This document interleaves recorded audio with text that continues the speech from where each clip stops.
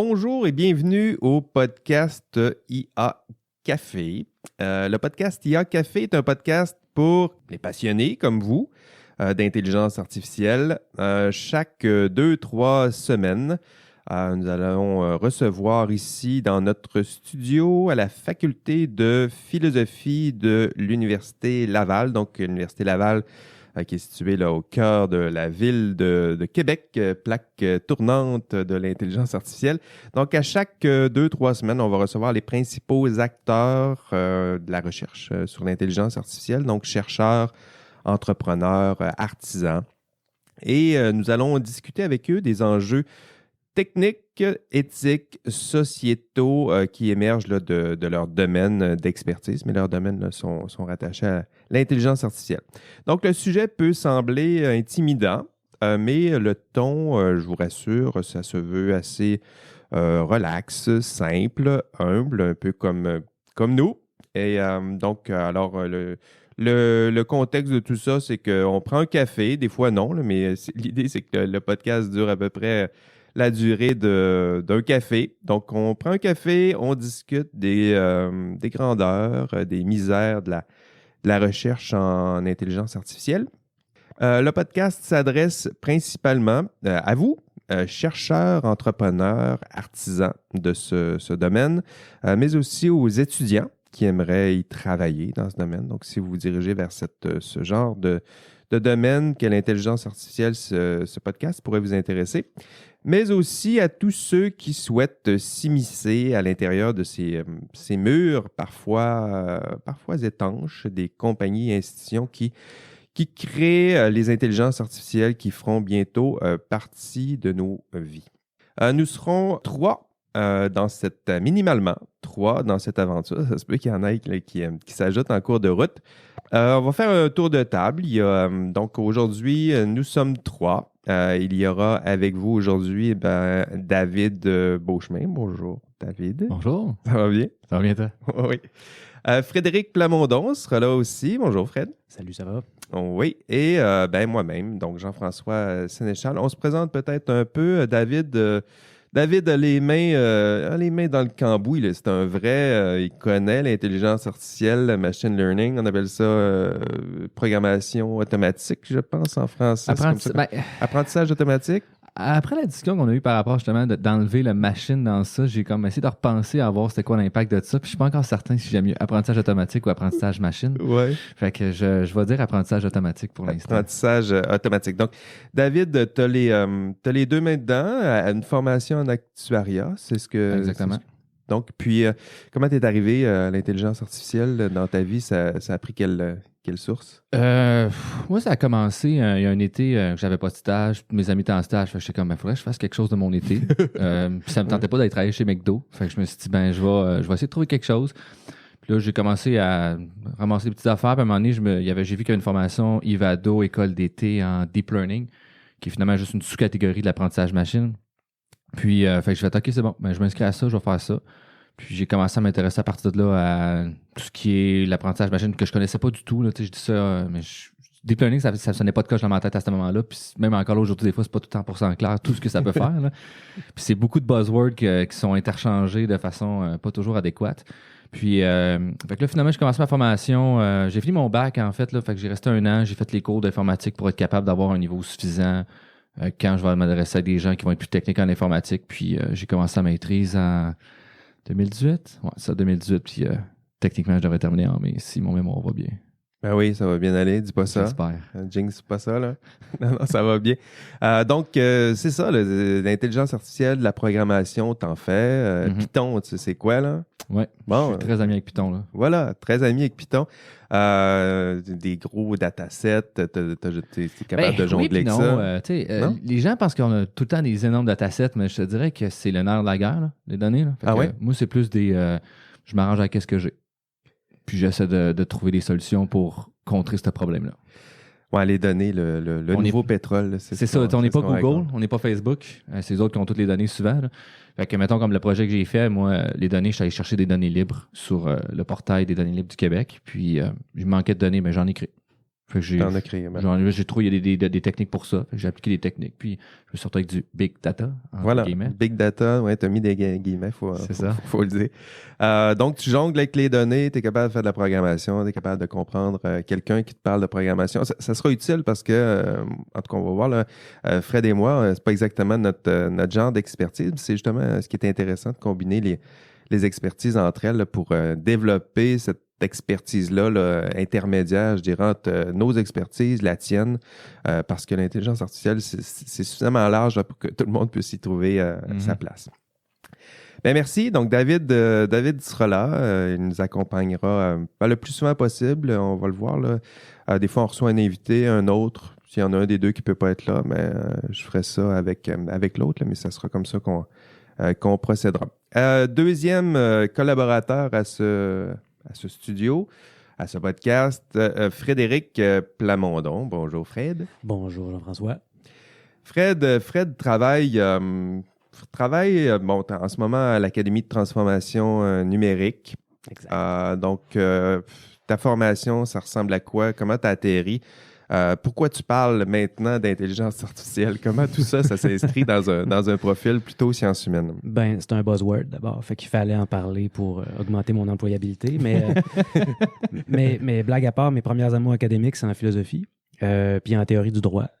J'ai décidé de me rapprocher un peu plus du terrain, puis sortir un peu de l'abstraction pour aller voir ce qui se faisait là, plus proche du quotidien des travailleurs, des travailleuses. Fait que je me suis inscrit en relations industrielles dans un profil de gestion des ressources humaines.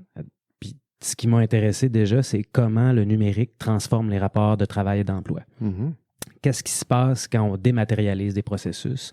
Qu'est-ce qui se passe quand on enlève des intermédiaires d'une chaîne de valeur? Puis qu'est-ce qui se passe finalement quand on délocalise les travailleurs et les travailleuses? Okay. C'est ça qui m'a amené à travailler à l'Académie de la transformation numérique, qui est une nouvelle unité d'enseignement de l'Université Laval, ici comme conseiller principal au développement académique. Puis partant de là, j'ai pu réseauter avec pas mal de chercheurs et chercheuses dans le domaine. Puis j'ai fini, après quelques mois, par démystifier un peu c'était quoi l'intelligence artificielle. Je pense que j'y suis arrivé. Puis là, tu vas nous aider. Là, c'est ça, on pourra me corriger là, un peu. Tu vas nous aider à démystifier ça parce que... J'ai pas dit comprendre, hein? J'ai bien dit démystifier. Oui, c'est ça. En même temps, ça sera ça un peu notre objectif là, au long cours, là, démystifier tout ça. Ça semble complexe. C'est surtout, c'est un mot, tu as parlé de buzzword, c'est un mot qui est une expression qui est dense, qui comprend plusieurs choses, plusieurs spécialités plutôt, plusieurs techniques, plusieurs champs d'expertise. Donc, tranquillement, là, je dirais que c'est pas on n'est pas obligé de démystifier ça aujourd'hui ou de tout comprendre, mais notre but, entre autres à nous trois, là, ce sera de tranquillement comprendre davantage tout ça.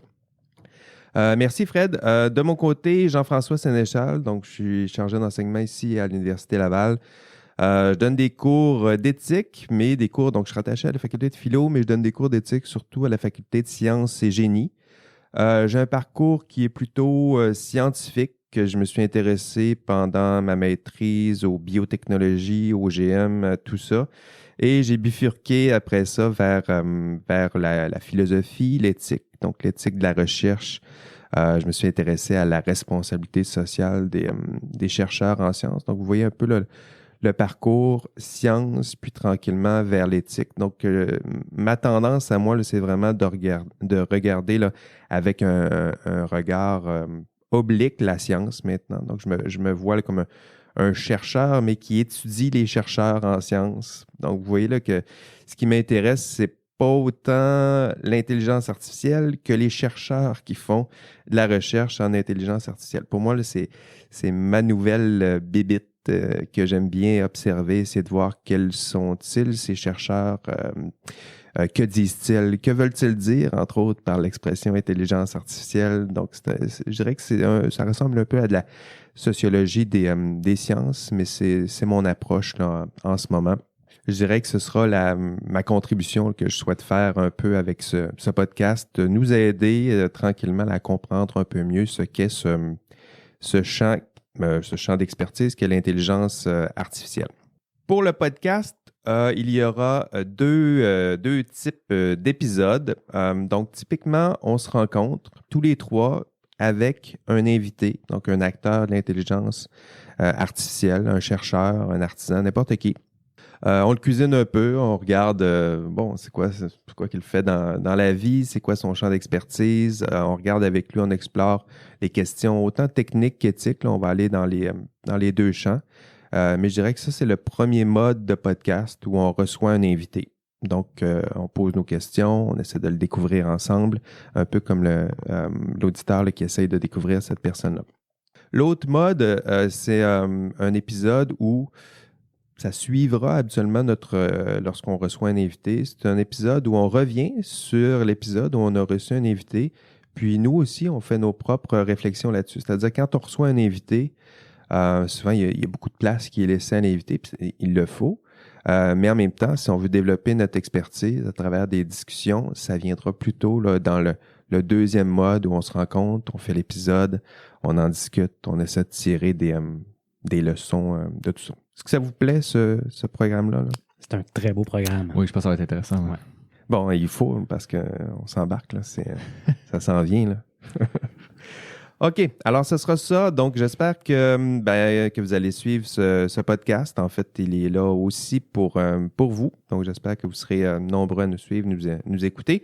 Avant de conclure, je me permets de mentionner que le podcast IA Café est financé. Il sera financé par l'Observatoire international sur les impacts sociétaux de l'intelligence artificielle et du numérique de l'Université Laval. On va l'appeler l'Obvia. C'est comme ça qu'on va le nommer là, parce que je n'ai pas envie de toujours le mentionner. Sinon, vous pouvez trouver de l'information sur cet observatoire à l'adresse observatoire-ia.ulaval.ca. Donc, l'observatoire, les objectifs de l'observatoire, c'est d'aider les communautés, les organisations. Peut-être faites-vous partie d'une organisation. Donc, aide les organisations, les particuliers à maximiser les retombées positives de l'intelligence artificielle et du numérique et à minimiser les effets négatifs des technologies. Je vous invite également à vous abonner à notre podcast ami. Ce sera comme ça qu'on va l'appeler. C'est le podcast de David Beauchemin. Ça s'appelle Open Layer. David, parle-nous un peu en quelques phrases de ton podcast, Open Layer. Oui, c'est un peu la même formule qu'ici, sauf que moi, je ne reviens pas sur finalement une observation de qu'est-ce qui s'est discuté. Je reçois un invité, c'est une personne avec une personne, puis j'échange avec elle, on discute de son parcours, qu'est-ce qui l'a amené à faire l'intelligence artificielle, du machine learning, puis toutes ces sous-catégories. Puis je suis rendu à 21 officiellement publiés. Quand même des gros noms qui sont venus. Là. J'ai entre autres bientôt Hugo Larachel là, qui va sortir. Yes. Vraiment, vraiment des très belles discussions qui se passent souvent. On parle en profondeur de plusieurs sujets, des fois plus techniques, des fois plus personnels. Puis c'est vraiment le fun. C'est très intéressant. J'en ai écouté plusieurs épisodes. Je vous invite à faire de même. C'est comme ça d'ailleurs que j'ai découvert David. Puis c'est pour ça qu'on l'a invité à participer à notre podcast. Pour le reste, pour les informations pertinentes, vous les trouverez sur notre page Facebook. Ça s'appelle IA Café Podcast. Voilà, ce sera tout. Bonne écoute pour les épisodes qui s'en viennent. Merci et à bientôt. À bientôt. Salut.